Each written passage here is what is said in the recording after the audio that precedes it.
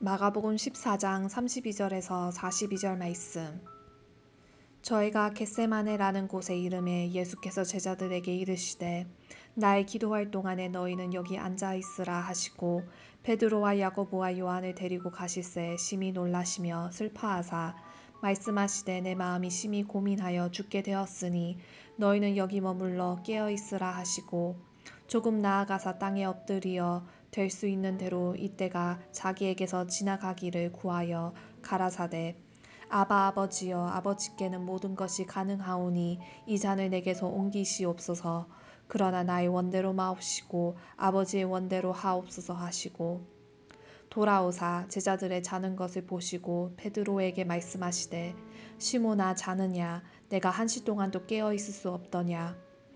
시험에 들지 않게 깨어 있어 기도하라. 마음에는 원이로되 육신이 약하도다 하시고 다시 나아가 동일한 말씀으로 기도하시고 다시 오사 보신즉 저희가 자니 이는 저희 눈이 심히 피곤함이라.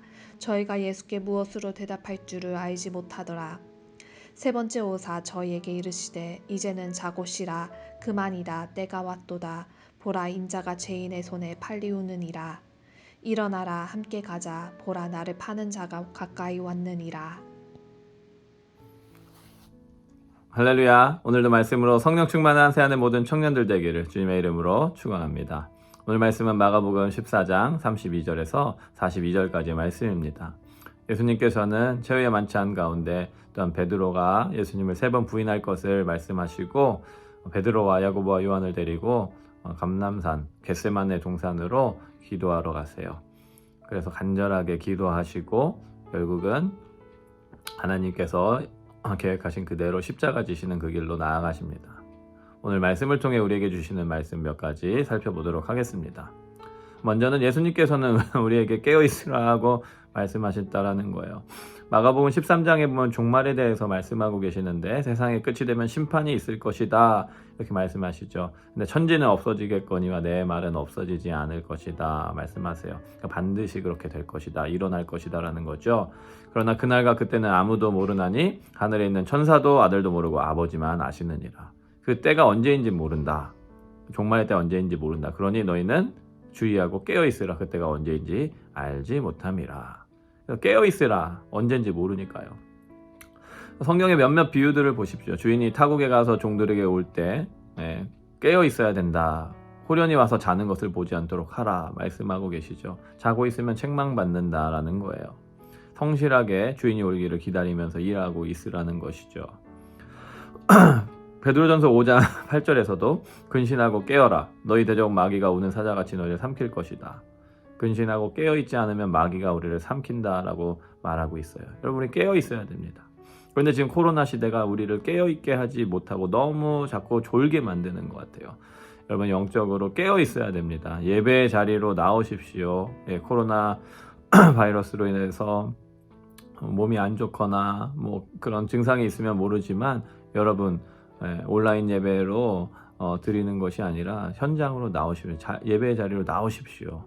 마치 근신하고 깨어 있어야 되는데 온라인 예배를 드리면 예배를 드리는 것처럼 생각하지만 그거는 우리의 편의를 위함이지 예배의 근본 정신에서 잘 고민해 본다면 그것이 문제가 될 수도 있어요.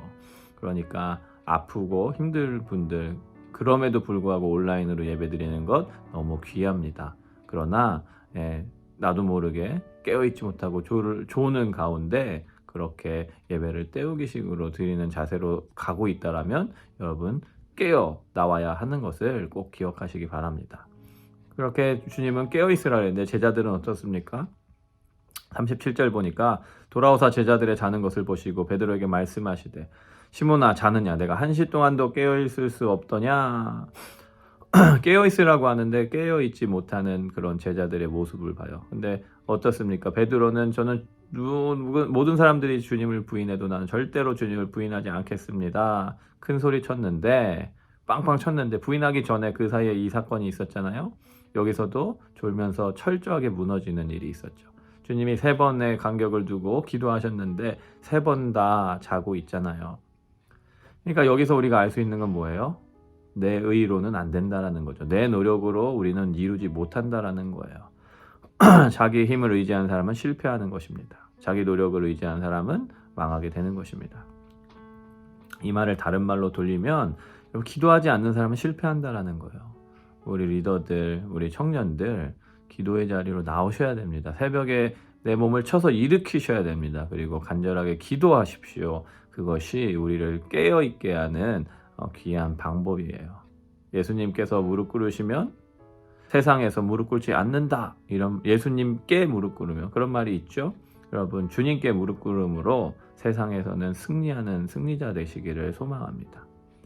그렇게 예수님은 준비하시고 기도하시고 십자가를 지시는데 어떻습니까? 36절에 보니까 아바 아버지여 아버지께서는 모든 것이 가능하시오니 이 잔을 내게서 옮기시옵소서. 그러나 나의 원대로 마옵시고 아버지의 원대로 하시옵소서. 아바 아버지, 아빠 간절하게 친밀하게 부르는 거죠. 아빠 이것 좀 들어주세요. 이렇게 해주시면 안 돼요? 얘기하는 거예요. 그런데 하나님께서는 침묵하시죠. 이렇게 3번이나 기도하셨어요. 간절하게 기도하셨는데 끝끝내 주님은 하나님께서는 예수님의 기도에 응답하지 않으시죠. 그래서 십자가 지라고 말씀하시는 거예요. 십자가 지는 형벌도 무섭지만 그것은 무엇입니까? 하나님과 예수님의 단절을 의미하는 거죠. 아버지와의 단절, 외면. 그러니까 그것이 사실은 가장 마음 아픈 일이죠. 그렇게 예수님께서는 하나님 아버지에게 철저히 버림받으셨어요.